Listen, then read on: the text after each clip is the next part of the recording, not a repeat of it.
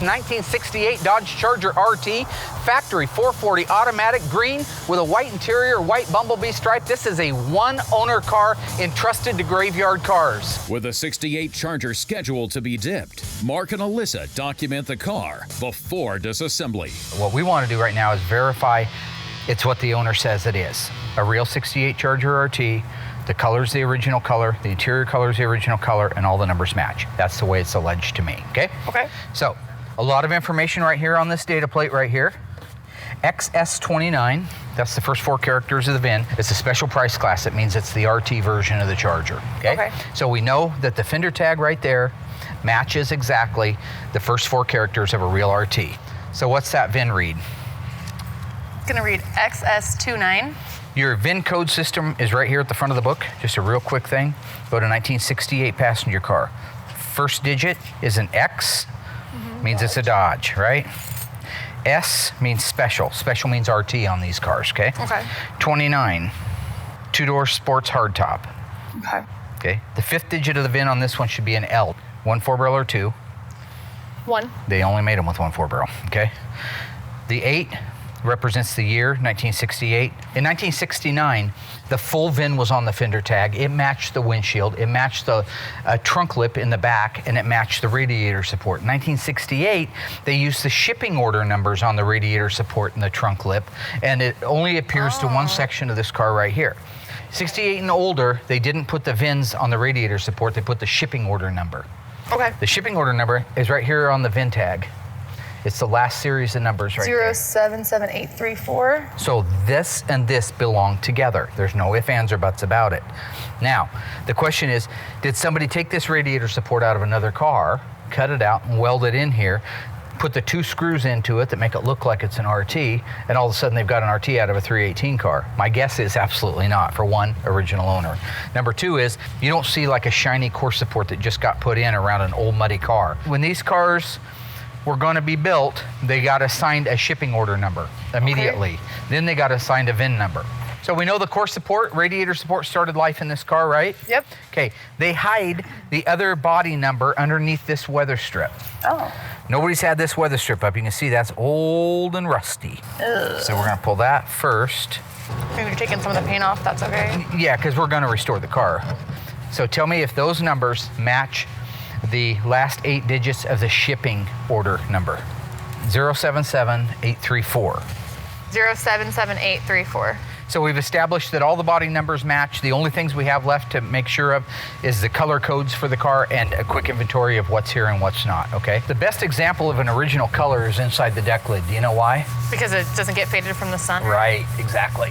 It's kind of a reddish copper, right? Yeah. Okay, let's go look at the paint code. What are those 3 letters right there? MM1. MM1. Turbine Bronze Metallic. The M is the code that you're looking for. Turbine Bronze. That's probably Turbine Bronze. Let's look at the interior, the trim, the C6W. That's your trim code. That's going to tell you if it's a premium interior or not a premium interior and what colors it is, okay? And it's also going to tell you if it's bucket or bench. First letter C means it's a Charger interior. That's good because we've got a Charger, right? And then W will be for white, white with black trim. Make sure you have a white interior with some black trim. Dash is black. Dash is black, steering column's black, console's black, carpet's black. Looks black. But the seats in the interior are white. 1968 only. Transverse, that means it goes around the back of the car. Sport stripe, white. So it is coded for a bumblebee stripe. I'm really glad that everything on the car is as correct as the owner alleged it was when it got here. It's a one-owner car, so it's nice to find out that there's no surprises. I can almost guarantee you that engine either started life in that car or it was put in within the first year. My guess is it's the original numbers matching engine, but until that engine's out on the ground and we can clean it, we can't be sure. Visual inspection is done on the outside of the car. We're gonna raise it up in the air and do a visual inspection of the underside of the car. It's a disc brake car.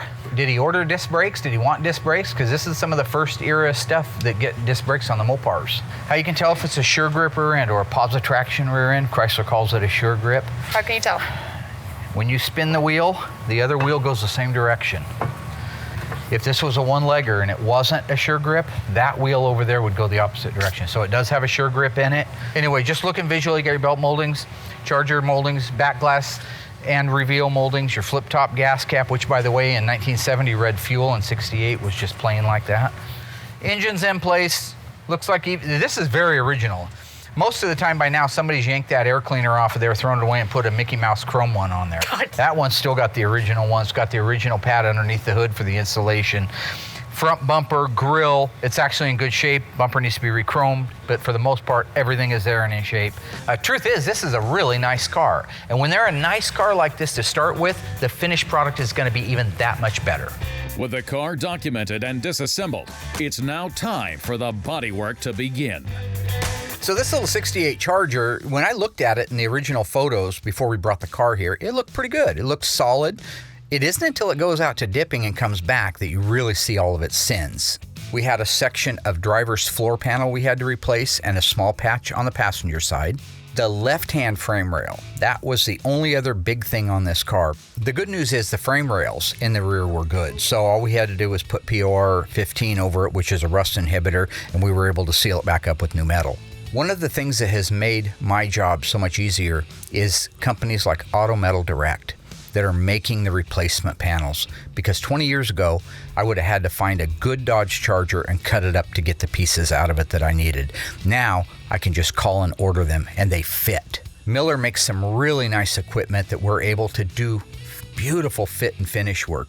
All these things add up to how we are able, at the end of the day, to put a car back together exactly the way the factory did, and in some cases, maybe a little bit better. We sent it over to have the mud work done, and then handed it off to our friend Will the painter.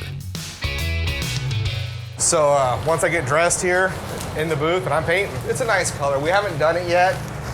It's real pretty. It's kind of like the burnt orange, but it's a little more bronze look to it. Super transparent, high metallic.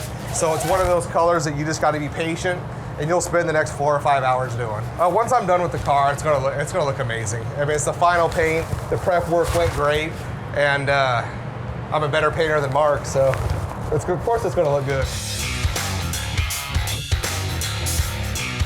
That MM1 turbine is the first time we've ever done that color here. First time I've done that color. It's a gorgeous color. Then you top on the fact that it's got a white stripe and white interior. This car is just gonna be an absolutely stunning car and probably the best looking car that's ever left here.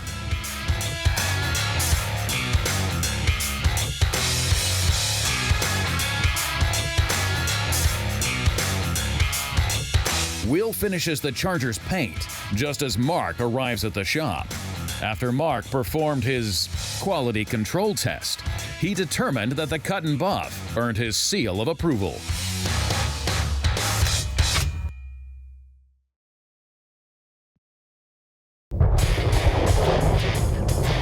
Okay, have you primed the carburetor yet? No, sir. Okay, why don't we put some fuel in the carburetor before we start cranking it over. Doug and I are out getting ready to fire up the 1968 440 Magnum. This is the numbers matching engine for our 68 Charger RT. This is the original numbers transmission, numbers engine. We're gonna fire it up on our new easy run stand. I'll show you a little bit about that as we get started, but right now we're gonna get the engine running. Crank her up.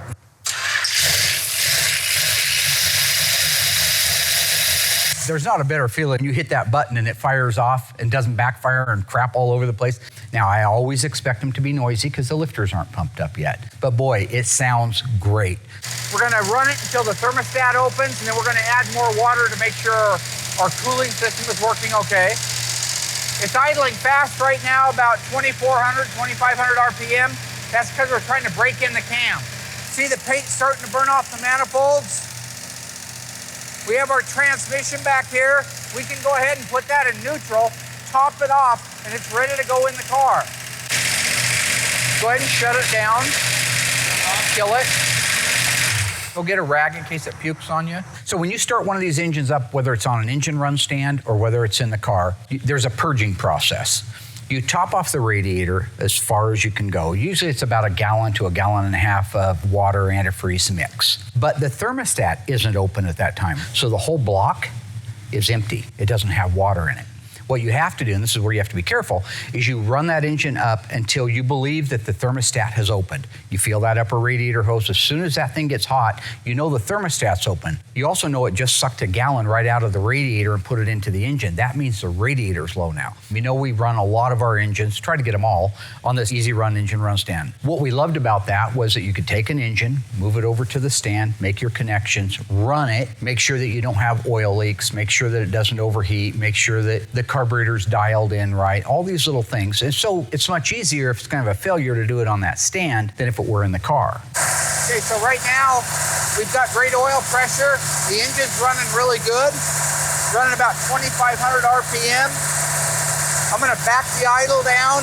The cam is broke in. Then we'll shut it off.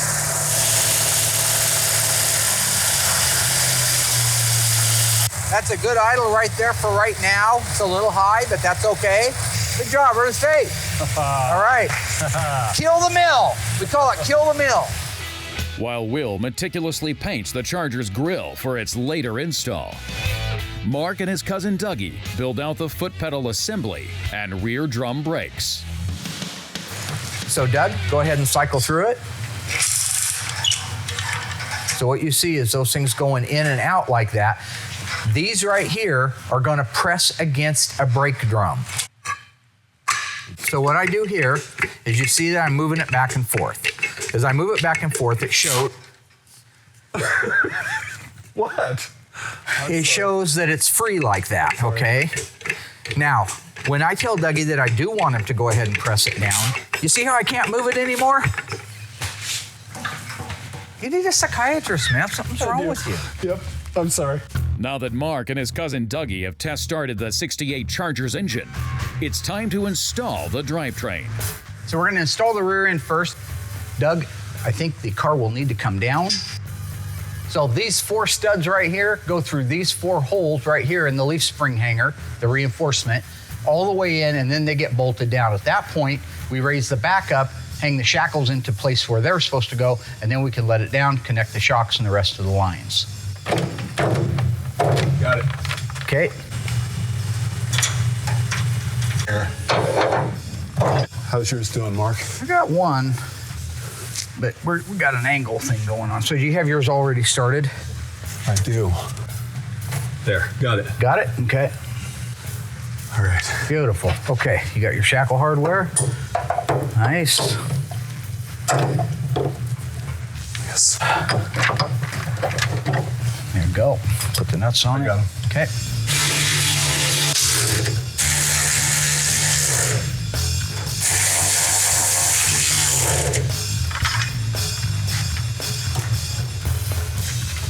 Go ahead and let me know when you're up far enough for that to go on. Watch your head. I am. How are we looking? Looking good? Easy. Looking good? Yeah. Okay, it feels pretty good so far.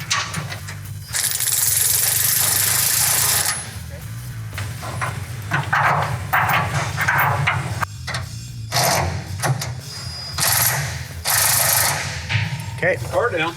let's see if we can get the back ones in.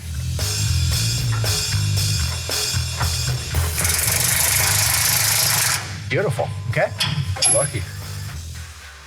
Right now we have the K-member bolts in place. Doug's underneath there putting the transmission cross-member bolts in. I'm gonna give him a hand with that. Once we get those in, we can raise the car up and then button everything up. And there's a lot of pieces that need to go together after that, so do that.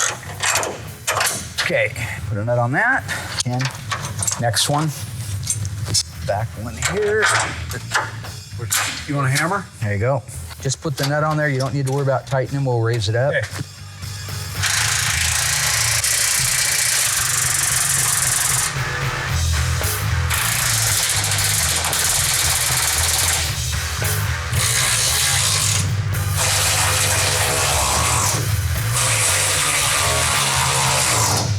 Good job. Okay.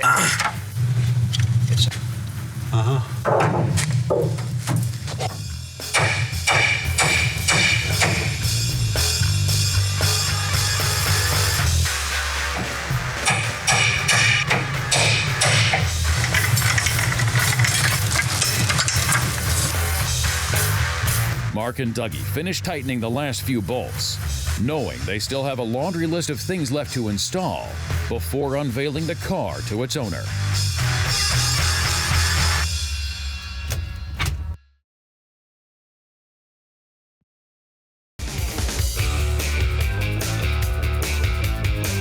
Right now the ghouls are getting ready to install our dash assembly in the 68 Charger RT. We sent the dash out a couple of months ago to Instrument Specialties. It's back now and they're going to install it. The first thing to see here is take a look at the dash VIN plate. These dash VIN plates cannot be reproduced, period. It's against the law. This is the original one. What Instrument Specialties did was they took it off, detailed the dash, and reinstalled it with the original rosette rivets and the Chrysler Corporation transfer, a licensed product. This is exactly how that dash VIN plate would look if it was 1968 and the car was on the showroom floor. If you look carefully, I don't know if the camera will pick it up, but this is a very grainy, textured, matte finish. It's not semi-gloss rattle can.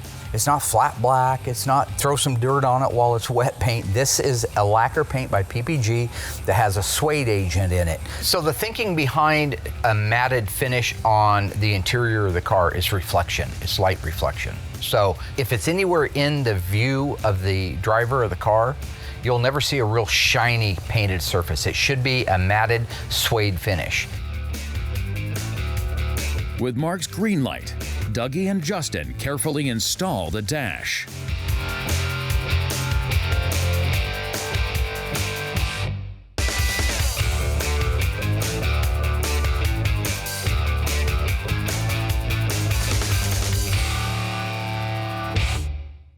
So right now, got the ghouls setting everything out to be able to finish up the last pieces on our 68 Charger RT. One of the last pieces is also the biggest payoff pieces. It's this beautiful grill assembly. This was a really clean California car. The guy bought it when it was only a couple of years old. He's taken very good care of it. So this grill assembly, when we started, was really nice. It just needed to be restored. These are actually his original emblems. I love that they've been on the car for 50 years. I think that's a cool thing. Here we go, looking good. Come on in. There we go. Right now, Doug, so real gently, try to push that through the openings. Just real nice, right there. Justin, you have the other two? Yeah, got them right here. See those?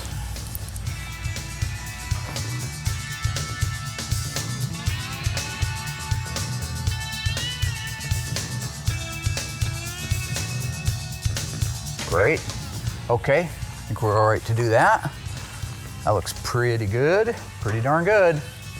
Okay, rear end. Okay. Nice, just like that. Needs to go in towards the passenger side a little bit.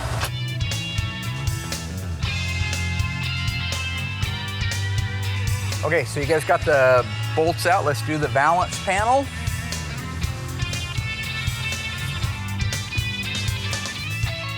This is really nice sheet metal from Auto Metal Direct, but you always have a little tweak to do. So they do that before it goes through paint and body, so we're not out here trying to put a valance on that doesn't fit with all the cameras rolling.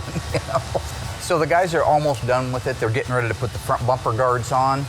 We've got our valance, our bumper, our grill assembly. I've got to put a bumblebee stripe on it.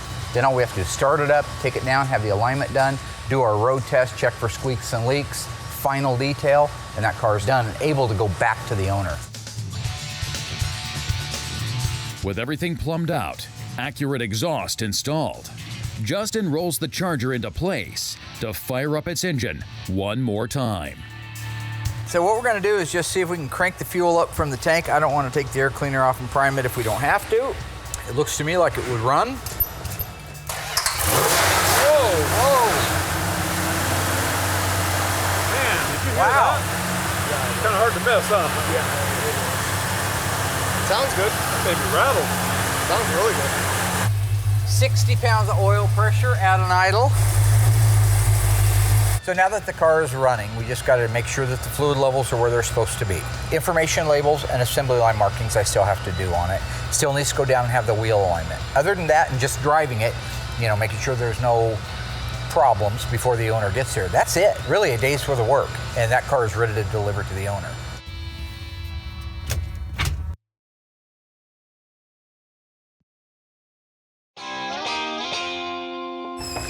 All right.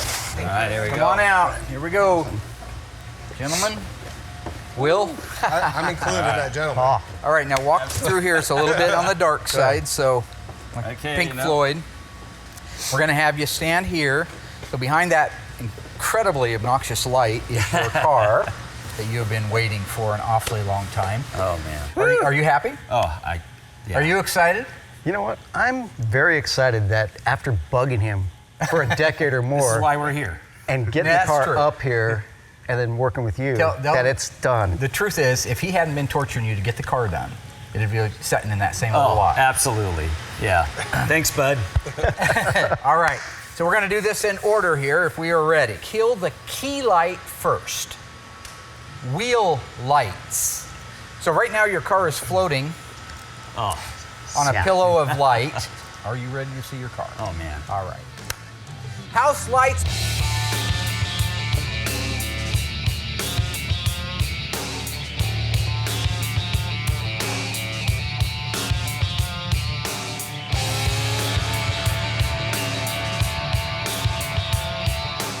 And there, my friend, God. is your 1968 Dodge Charger, the way it was when it left the assembly line That's insane. on the day that it was built. Oh, my God. Jeez. If you'll notice, the body lines, they never looked that good from the factory, so we have to make them. Yeah, take a look down the side. Outstanding. Yep, absolutely. I always love this, too. I do too. Coolest feature ever. Absolutely Yeah, coolest it's- feature ever. The back end is Is that baby. sexy or is that Now, sexy? that is sexy. Yeah. Take a look at your interior. Okay. You got to see that. Incredible. And that, my friend, is the way it should look. Yeah. We have the original interior kits that we get from our friends Mm-hmm. at Classic Industries. Your seats have pearl in them. In 68, the white seats had a pearl effect in them. 69, they Wow. didn't. Wow. So that's very unique. The pleats going that direction, that's Right. all unique. And slide behind the wheel. Can I actually sit You in can my... sit in your baby. Can I sit in my baby? We're gonna let it down here and fire it up in a little bit. But right now, you go ahead and set in there. Hey, Dave, you're going to want to try this out. How's that feel? Oh, this is so sweet. You guys, you did an amazing job. Thank you. You really did. I mean, Well, why are you hiding back there? Get over here. You're hiding behind the camera. Dave, come on, Dave. Dave. We're just back here talking Well, cars. don't be back there talking. Yeah. We're shooting a show, man. Have a seat. We're talking Check cars. this out. Yeah, it's beautiful. No talking. Got that opalescent to the white. Give her a crank up. Fire her up. Pump her once and do it. Yeah. Yeah, that sounds beautiful. That's what we want. Give her a little juice. He said a little. You know my right foot weighs 50 pounds. You made another dream come true. I'm the dream Actually, maker. two. And Two three. dreams. My wife's Thank you, not Mark. here, but she's going to appreciate it when she sees it. So everything on this is just the way it should have been in 1968. Absolutely amazing. Oh, it came out awesome. After all this time, it'll be stored properly, because if not, I'm going to be over there dragging it out with my truck. And he'll now find out what it's like to go to Cars and Coffee events and go to some car shows with me. I just want to thank the whole Graveyard Cars team for an incredible job. I was talking to one of the guys just saying, hey, you know what? When you have those hard days at work, just remember you're making someone's dreams come true. And you guys, all at Graveyard Cars, really made my wife and I's dreams come true. And my buddy Dave. Yeah.